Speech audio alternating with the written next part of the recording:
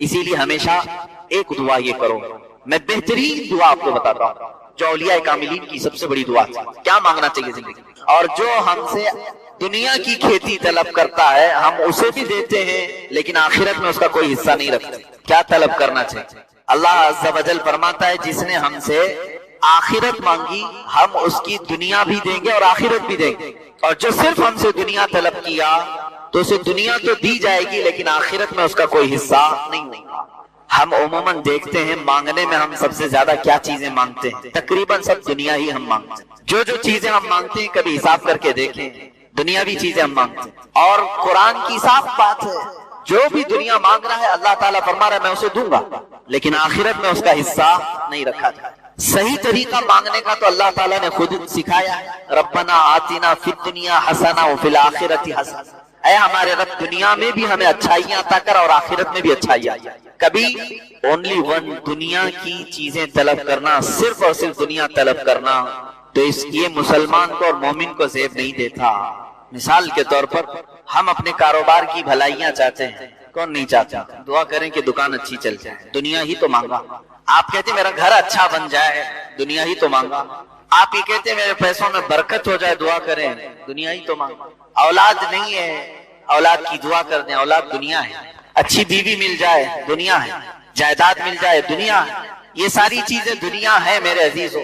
میں یہ نہیں کہتا کہ صرف دنیا مانگنا ناجائز ہے، بلکہ مانگ سکتے ہیں آپ۔ خود میرے آقا صلی اللہ علیہ وسلم نے فرمایا خیر متاع الدنیا المرأة الصالحہ، دنیا کا سب سے بہترین سامان اگر کچھ ہے دنیا میں سے تو وہ نیک بیوی ہے۔ تم مانگ سکتے ہو دنیا، لیکن صرف دنیا کے اوپر ڈیپینڈ رہ جانا اور آخرت کبھی نہ طلب کرنا یہ احمق آدمی کی علامت ہے، بے وقوف ہے۔ وہ 4 دن کے لیے تو مانگ لیا اور لاکھوں کے سال کے لیے کچھ نہیں مانگا، جہاں اسے اتنی لمبے عرصے کی زندگی گزارنا ہے کہ جس کا اینڈ کوئی ہے ہی نہیں آخرت۔ وہاں تو سورج بھی ختم ہو گیا، چاند بھی ختم ہو گیا۔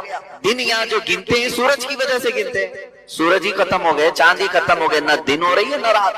وہاں تو دنوں کا حساب بھی نہیں ہوگا، کتنے سال تک تمہیں رہنا ہے، اس کے لیے کبھی اتنا نہیں مانگا۔ یہ مختصر سی زندگی کے لیے مانگا جو آج ہے پتہ نہیں کل بھی چلی جا سکتی۔ ہم نے تو دیکھا ہے کہ صبح بات کی ہے اور شام میں ان کا لاشا قبرستان میں نہیں ملتا ہے، نہیں ہوتے، اچانک موتیں آئی۔ صبح ناشتہ کر کے نکلے ہوئے ہیں، شام میں ان کا جنازہ ان کے گھر سے نکلا ہوا ہے۔ کیا یہ حالات نہیں ہے؟ تو اس مختصر سی زندگی کے لیے ہم بہت مانگتے ہیں، دعا بھی کرتے ہیں۔ مانگو میرے عزیزوں، لیکن انصاف کا تقاضا یہ ہے کہ عقل رکھنے والا بندہ وہاں کی طلب کرتا ہے جہاں اسے زیادہ دن رہنا، لمبا عرصہ۔ یہاں ایک حدیث میں یہ بھی سنا دوں آپ کو، اللہ کے حبیب صلی اللہ تعالی علیہ وسلم نے فرمایا، اس سے قبل بھی شاید میں نے بتایا ہوگا، 2 راستے ہیں۔ دوزخ کا راستہ بہت خوبصورت ہے، دوزخ کا راستہ بہت خوبصورت ہے، اور جنت کا راستہ کانٹوں بھرا ہوا ہے، تکلیف دہ۔ دونوں کی یہ منزل، یعنی راستے میں بتا رہا ہوں، دوزخ اس کا راستہ بہت خوبصورت دکھتا ہے لیکن منزل بہت خراب ہے، اور جنت کا راستہ کانٹوں بھرا ہے لیکن منزل بہت حسین ہے۔ مرضی تمہاری، صرف اگر تمہیں راستہ ہی چاہیے تو دوزخ کے راستے پر چلتے ہوئے جاؤ گے، آج یا کل کٹ جائے گا راستہ، اور جب منزل پہنچو گے پھر آگ کے شعلے تمہارا استقبال کر رہے ہیں، اور وہ کتنے سال تک وہ بھی نہیں معلوم۔ ہاں، جنت کا راستہ کانٹوں بھرا تو ہے، تکلیفیں تو ہیں، نمازوں کی پابندیاں ہیں، حلال کھانا ہے، اور تمہیں شریعت اسلامیہ کے دائرے میں رہ کر کے عمل کرنا ہے۔ یہ سخت تو لگتا ہے، کٹھن تو ہے، لیکن جیسے ہی منزل آئے گی ساری تھکان اتر جائے گی، ساری پریشانیاں ختم ہو جائیں گی۔ جب جنت منزل مل جائے اب آپ کے اوپر فیصلہ ہے، صرف راستہ تمہیں آرام کا چاہیے یا منزل اچھی چاہیے، یہ دیکھ کر کے چلو۔ اب اس کی مثال ایسی ہے کہ آپ کو میں دنیاوی طریقے سے ایک مثال بتاؤں۔ 1 کلومیٹر کا ایک راستہ ہے، 2 راستے یہاں پر بنے ہوئے ہیں، 1 کلومیٹر کے 2 روڈ ہیں۔ ایک روڈ کنکریوں سے بھرا ہوا ہے، لیکن جہاں یہ روڈ اینڈ ہوتا ہے، ختم ہوتا ہے، ایک بہت ہی حسین باغیچہ ہے جس میں پھل ہیں، ندی ہیں، بہت ٹھنڈی ہوائیں ہیں، لیکن راستہ پورا کنکریوں سے بھرا ہوا، 1 کلومیٹر چلنا ہے۔ ایک دوسرا راستہ ہے، بہت ہی اچھا راستہ ہے، کوئی کنکری نہیں، کوئی کانٹے نہیں، اچھا لگ رہا ہے، لیکن جہاں یہ ختم ہوتا ہے منزل بہت بھیانک ہے، وہاں سڑی ہوئی بدبویں آ رہی ہیں، کانٹے بکھرے ہوئے ہیں اور لاشیں ہیں، بدبو بھری ہوئی ہے۔ مجھے بتاؤ عقل رکھنے والا کون سا راستہ اختیار کرے؟ वो कंकरियों भरा रास्ता चुनने वाला अक्लमंद है, इसलिए कि चलना ही तो है 1 किलोमीटर, उसके बाद तो हसीन बागीचा मेरा इस्तेकबाल कर। और बेवकूफ वो बंदा है जो सिर्फ रास्ते को देखा कि हसीन लग रहा है, आराम का लग रहा है, चल पड़ा, लेकिन मंजिल बहुत ही भयानक पा लिया। सेम यही मिसाल जन्नत और दोज़ख की है। वही अल्लाह ताला फरमाता है कुरान पाक में, जिसने सिर्फ हमसे दुनिया मांगी हम उसको दुनिया दे देंगे। कुफार और मुशरिकीन को अल्लाह दुनिया देता है, तुम्हें भी देगा, लेकिन आखिरत में तुम्हारा हिस्सा नहीं रखा जाएगा। और जिसने हमसे आखिरत मांगी अल्लाह फरमाता है उसे दुनिया में बरतने को भी दिया जाएगा और आखिरत में भी दिया, तो फायदे में यही रहेंगे। इसीलिए हमेशा एक दुआ ये करो, मैं बेहतरीन दुआ आपको बताता हूँ, जो औलिया कामिलीन की सबसे बड़ी दुआ थी। क्या मांगना चाहिए जिंदगी में, क्या मांगना चाहिए? यानी मांगने के लिए हमारे पास बहुत सारी चीजें हैं। क्या मांगे? हम अपने लिए गाड़ियां मांगे, घोड़े मांगे, औलाद मांगे, बीवियां मांगे, बच्चे मांगे, प्रॉपर्टी, जायदाद, बादशाह का तख्त, क्या चीज मांगना चाहिए? औलिया कामिलीन जो चीज मांगते थे वो सबसे बड़ी दुआ ये है, वो यूं कहते थे कि ऐ अल्लाह तू मेरा हो जा, बस तुझसे तुझी को मांग कर मांग ली सारी कायनात, अल्लाह रब्बुल इज्जत जिसका हो जाए फिर बचा क्या। तो दुआ हमेशा ये करो कि ऐ अल्लाह तू मेरा हो जा, यानी तू मुझसे राजी हो जा। अल्लाह रब्बुल इज्जत जिस बंदे से राजी हो जाए उसी के मुतालिक तो कहा है शायर ने, खुद ही को कर बुलंद इतना कि हर तकदीर से पहले खुदा बंदे से खुद पूछे बता तेरी रजा क्या। ये वो लोग हैं जिनके मुतालिक अल्लाह रब्बुल इज्जत अपने खजाने रहमत को खोल देता है। कुरान में लहुम मा यशाऊन फीहा, ये वो बंदे हैं जो चाह ले अल्लाह उनके लिए रखा है, जो वो चाह ले अल्लाह उनके लिए रखा है।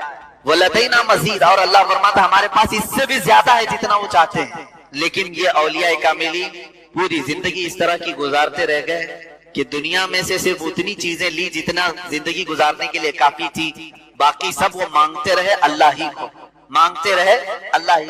एक बहुत ही मुकद्दस जमाअत कयामत के दिन जन्नत में जाने वालों की 2-3 कैटेगरीज होंगी। जन्नत में जाने वालों की 3 जमातें बख्शे जा चुके हैं, हिसाब किताब हो चुका है, जन्नत का फरमान आ चुका है।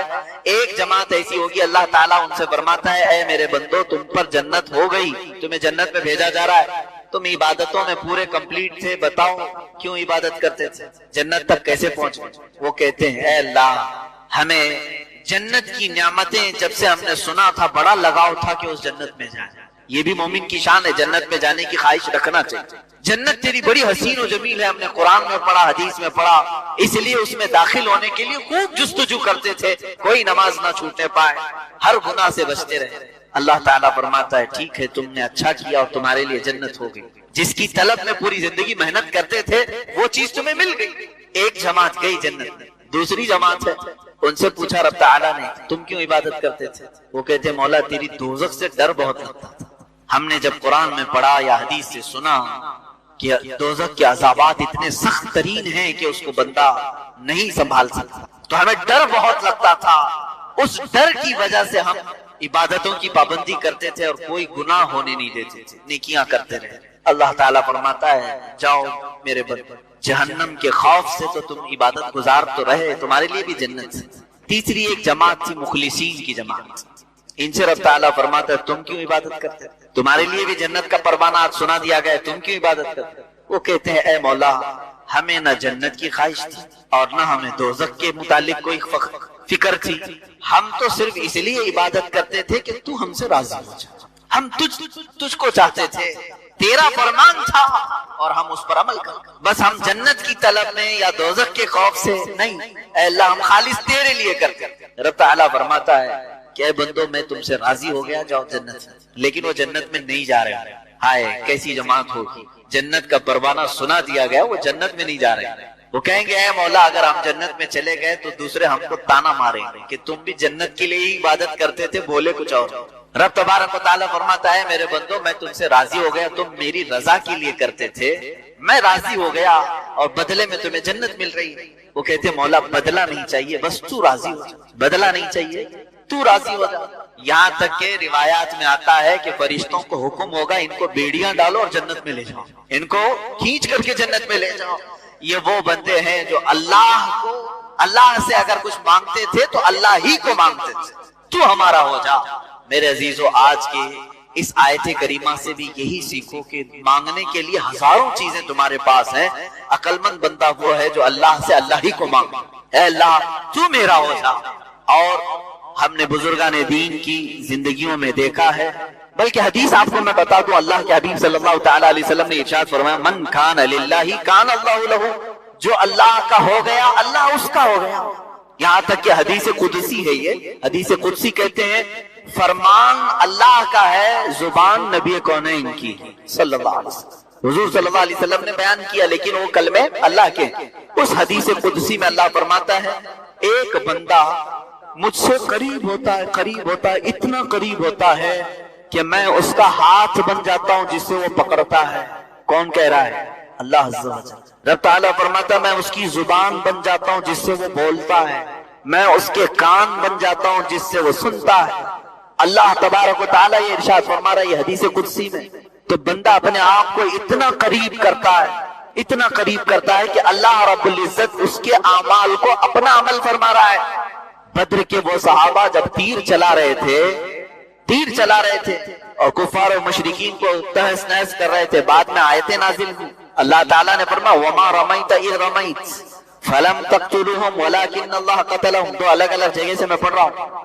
حضور صلی اللہ علیہ وسلم سے رب تعالیٰ فرماتا ہے تیر جو چلایا وہ آپ نے نہیں، اللہ نے چلایا۔ فلم تقتلوہم ولکن اللہ قتلہم، اے صحابہ تم نے نہیں قتل کیا، ہاتھ تمہارا تھا، اللہ نے قتل کیا۔ ان کے عمل کو اللہ اپنا عمل فرما رہا ہے۔ یہ وہ مقام ہے جس کی طلب ہر مسلمان کو ہونی چاہیے، ہر مومن کو ہونی چاہیے۔ اے اللہ مجھے اس مقام تک پہنچا دے جہاں میرا چلنا پھرنا ہر چیز تیری رضا کے مطابق ہو جائے۔ یہ کب ہوتا ہے؟ جب سچی طلب ہو۔ اور قرآن پاک میں اللہ فرماتا ہے من کان یرجو لقاء اللہ، جو اللہ تبارک و تعالیٰ سے ملاقات کی امید رکھتا ہے، یقین رکھتا ہے، اسے چاہیے کہ وہ نیک اعمال میں لگ جائے۔ فلیعمل عملا صالحا ولا یشرک بعبادۃ ربہ احدا، وہ اللہ رب العزت کے ساتھ کسی دوسرے کو اپنا خدا شریک نہ ٹھہرائے اس کے ساتھ، اور اعمال صالحہ میں دن رات لگ جائے، جسے یہ امید ہے کہ وہ اپنے رب سے ملنا چاہے، اپنے مولا سے ملاقات کرنا چاہے۔ میرے عزیزو اس آیت کا پورا خلاصہ میں یہ بتا رہا ہوں کہ دنیا میں اگر کچھ مانگو تو آخرت کی طویل زندگی میں اللہ کی رضا مانگو، اللہ کی رضا مانگو۔ جنت کی چاہت رکھو، اس سے بڑھ کر کے کیا ہے؟ جنت میں ایک محل کیسا دیا جائے گا پتہ ہے؟ جنت فل ہو چکی ہوگی، سب سے اخیر میں ایک بندہ آئے گا، حساب دیتے دیتے دیتے زمانہ گزر گیا، جنتی جنت میں جا چکے، سب کا فیصلہ ہو گیا، لاسٹ آنے والا، سب سے اخیر میں آنے والا جنتی پتہ نہیں کتنے 100 سال بعد آئے گا، بخشش ہو گئی، اس کی سزائیں ختم ہو گئی، اسے بھی نکال کر کے لایا گیا۔ جنت میں وہ آیا، دیکھا ساری جنت بھری ہوئی، سب کے محلات لگے ہوئے ہیں، ظاہر سی بات ہے انٹرنس پر سیدھے ہی آتے ہی بڑے بڑے محلات اور سب کے نام لگے ہوئے ہیں۔ یہ حسرت سے دیکھنے لگا میں بہت تاخیر سے آیا، مجھے جگہ ملے گی یا نہیں ملے گی؟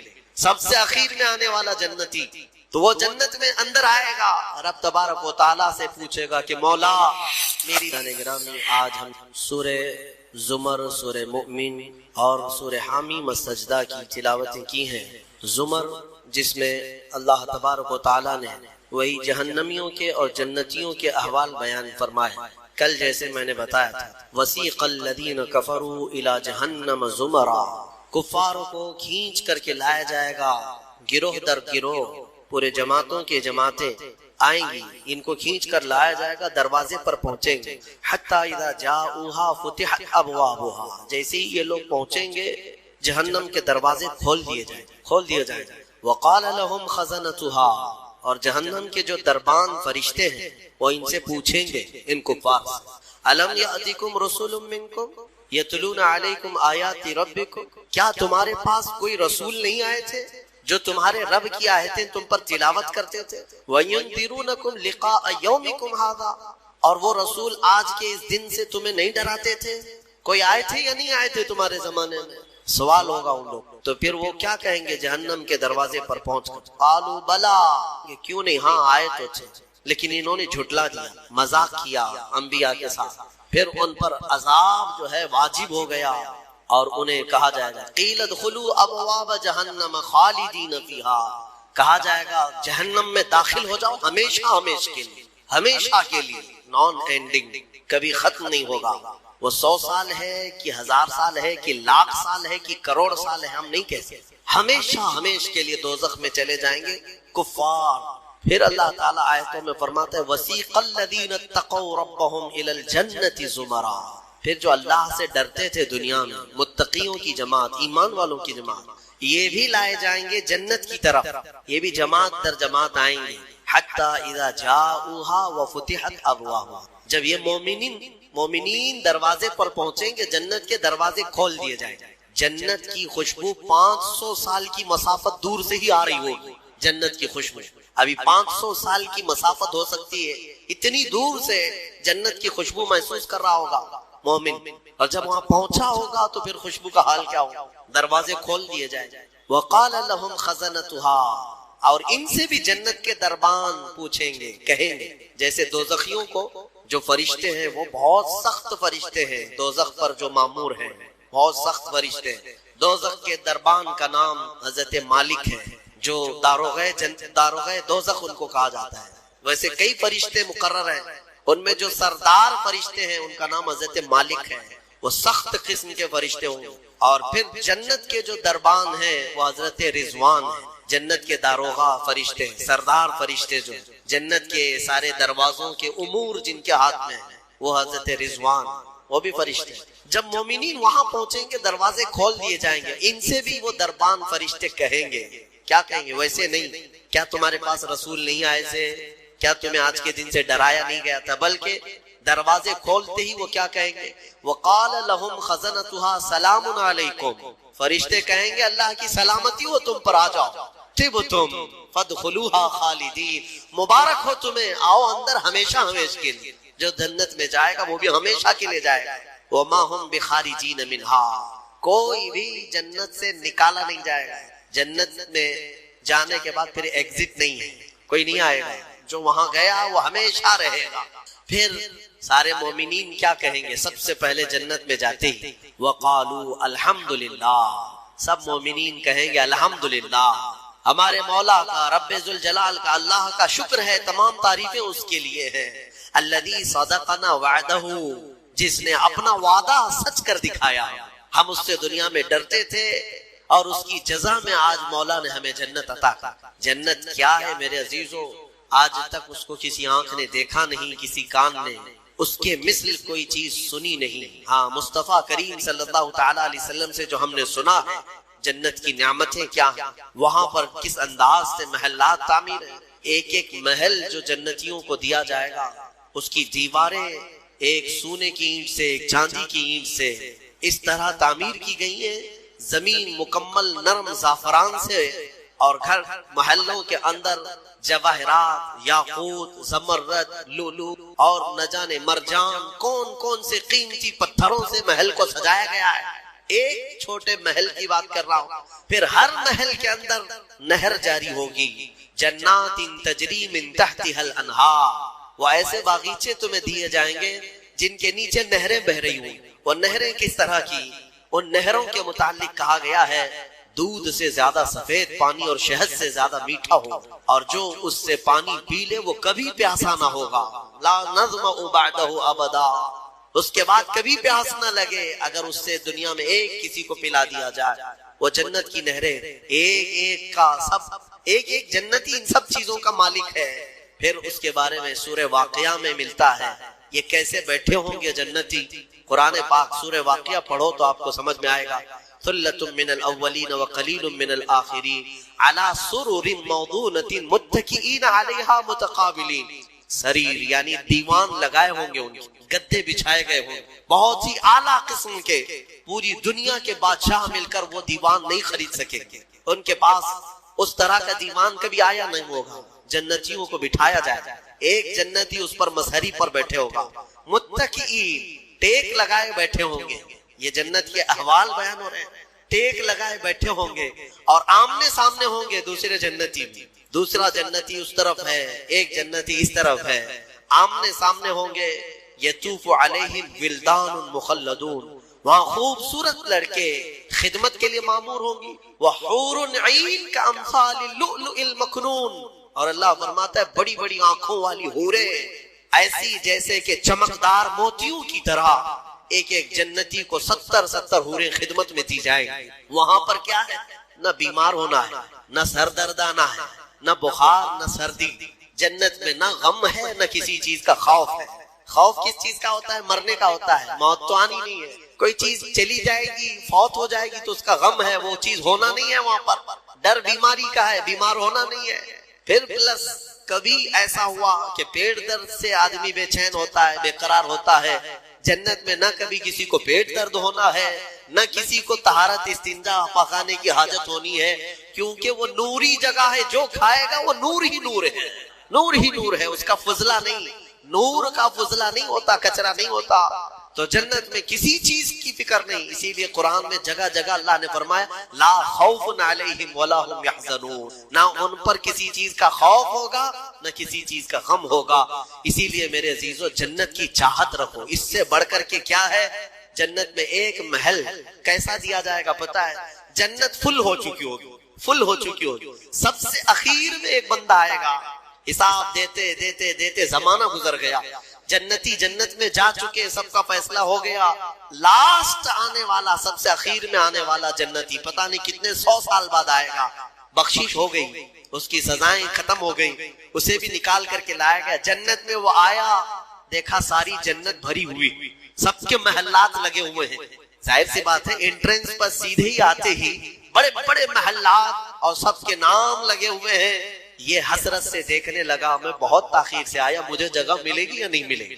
سب سے اخیر میں آنے والا جنتی تو وہ جنت میں اندر آئے گا. رب تبارک و تعالیٰ سے پوچھے گا کہ مولا میری جگہ ہے یا نہیں جنت میں. رب تبارک و تعالیٰ فرماتا ہے جنت میں اس بندے سے پوچھتا ہے تیری کیا خواہش ہے. جنت میں یہ محلات سب کو جو دیے گئے وہ کتنے بڑے ہوں گے میں انداز آپ کو بتاتا ہوں. اس بندے سے پوچھا گیا، وہ بندہ کہتا ہے میرے لیے کوئی جگہ ہے یا نہیں. اللہ تعالیٰ فرماتا ہے اے بندے تو دنیا سے آیا، دنیا میں رہا، زمین پر رہا، زندگی گزارا، وہاں سے آیا، اب تیرے لیے جنت ہو گئی. پوری دنیا جتنی بڑی تھی کیا اتنا بڑا محل تجھے دے دوں جنت میں؟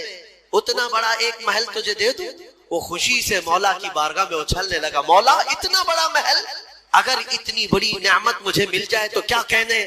رب تعالیٰ فرماتا اے بندے کیا تو اس بات پر راضی ہے کہ دنیا کے برابر 2 دنیا برابر میں ایک محل دے دوں؟ دگنا، دنیا جتنی بڑی ہے اس سے بڑی. وہ بندہ خوشیوں سے جھومتا جا رہا ہے، یہاں تک کہ رب تعالیٰ اضافہ کرتا جا رہا ہے. حدیث پاک میں ہے اللہ تعالیٰ نے فرمایا کہ پوری دنیا کے برابر 3 گنا بڑا محل تجھے جنت میں دے دوں. وہ اش کرنے لگا مولا یہ میری حیثیت سے زیادہ ہے اور تیرے فضل کے لیے کوئی چیز کمی نہیں ہے. پھر مولا تبارک و تعالیٰ حکم دے گا کہ اس بندے کو جو دنیا سے آیا، سب سے اخیر میں آیا، پوری دنیا کے برابر 3 گنا بڑا کر کے اسے محل دیا جائے. یہ سب سے اخیر میں آنے والے کا ہے. جو شروع میں جا چکے ہوں گے ان کے محلات کتنے بڑے ہوں گے اور جنت کی وسعت کو تم اندازہ بھی نہیں کر سکو گے. وہ کتنی بڑی ہے، کتنی چوڑی ہے، نہ تمہارے کیلکولیشن میں آ سکے گا، نہ حساب میں آ سکے گا. جنت کو کس قدر پھیلایا گیا ہے میرے عزیزوں. اب نعمتیں ایسی ہیں کہ اللہ تعالیٰ فرماتا ہے جنتی جب جنت میں جائیں گے کلما رزقوا فیہا من ثمرۃ رزقا قالوا ھذا الذی رزقنا من قبل. جس چیز کی خواہش ہوگی نا وہ ان کا کھانا وہاں سامنے رکھا ہو. پھل کھانے کی خواہش، وہ جو کھانے کی خواہش کریں گے جنتی وہ وہاں پر خدمتگار جنت میں لا کر ان کے سامنے رکھ دیں گے. اور فرمایا گیا کہ ہر بار ایک ہی قسم کے پھل کی طرح شکل ایک ہی ہوگی اور مزے الگ الگ ہوں گے. ایک ہی چیز لائی جا رہی. تو جنتی ہو سکتا ہے آپ نے سیب کھانے کی خواہش کی، لایا گیا. بعد میں کیلا کھانے کی خواہش کی گئی، پھر ویسے ہی سیب کی طرح ہی شکل لائی گئی. پھر بعد میں آپ کو گوشت کھانے کی خواہش ہوئی، تب بھی سیب کی طرح ہی چیز لائی گئی. تو جنتی کہیں گے کہ یہ کیا ہے؟ جب ہمیں رزق دیا جا رہا ہے ایک ہی طرح کا دیا جا رہا ہے. تو رب تبارک و تعالیٰ قرآن میں فرماتا ہے کلما رزقوا منہا من ثمرۃ رزقا قالوا ھذا الذی رزقنا من قبل. کہیں گے وہ ایسا ہی ہم کو اس سے پہلے بھی ملا تھا. اللہ فرمائے گا وہ ایسا نہیں ہے، وہ اتو متشابہا، بلکہ اس سے ملتا جلتا ہے، لیکن تم کھاؤ جو تمہارے من میں لذت چاہیے وہ اسی میں مل جائے. جنت کی نعمتوں کو ہم کیسے بیان کر سکیں گے میرے عزیزوں. پھر اس سے بڑی نعمت یہ ہے کہ جنتی کے لیے اتنی آزادی کہ وہ پوری جنت میں جہاں چاہے گھومے پھرے، سیر کرے، وہاں کی جنت کی نعمتوں کو دیکھے. جنتی کی کبھی خواہش ہوگی, وہ عرض کرے گا کہ مولا میں سیر و تفریح کے لیے تیرے اولیاء کے دربار دیکھنا چاہتا ہوں. اسے لے جایا جائے گا. اللہ تعالیٰ کے جو محبوبین ہیں اولیاء, ان کے پاس جنتی کو لے جایا جائے گا. میرے عزیزوں, وہ کیا سہانا منظر ہوگا جب تم غوث پاک کو بھی دیکھ رہے ہو, غریب نواز کو بھی دیکھ رہے ہو. جسے چاہتے ہو اسے دیکھنے کی غرض سے تم جنت میں تفریح کے لیے, سیر کے لیے نکلے ہوں گے. یہاں تک کہ جنتی خواہش کرے گا کہ مولا میں تیرے رسول کے صحابہ دیکھنا چاہتا ہوں, مولا میں تیرے انبیاء کے محلات دیکھنا چاہتا ہوں. لے جاؤ اسے ابراہیم علیہ السلام کے پاس, موسیٰ علیہ السلام کے پاس, عیسیٰ علیہ السلام کے پاس, جتنے انبیاء ہیں سب کے دربار میں جاتا رہے گا, جنت میں سیر کرتا رہے گا. وہ وقت بھی کیسا ہوگا جب تم خواہش کرو گے مولا میں محمد رسول اللہ کے محل میں جانا چاہتا ہوں. کہا جائے گا لے جاؤ. وہ جنت الفردوس کے اعلیٰ مقام پر ہوں گے اپنے صحابہ کے ساتھ, لیکن زیارت تمہیں بھی ہوگی. رسول کریم صلی اللہ تعالیٰ علیہ وسلم کے دربار میں بھی جنتی پہنچیں گے, ہر ایک کو دیکھیں گے. پھر جانتے ہیں جنت کی سب سے بڑی نعمت کیا ہے؟ سب سے بڑی نعمت کیا ہے؟ جنت کی سب سے بڑی نعمت یہ ہے کہ رب تبارک و تعالیٰ فرمائے گا بندے سب کی تو نے زیارت کی, اب حجابات ہٹاتا ہوں تو میرا بھی دیدار کر لے. اللہ رب العزت وہاں پر حجابات ہٹائے گا, اور بندے کے لیے سب سے بڑی نعمت یہ ہے کہ جنت میں بندہ اپنے رب کا دیدار کرے گا.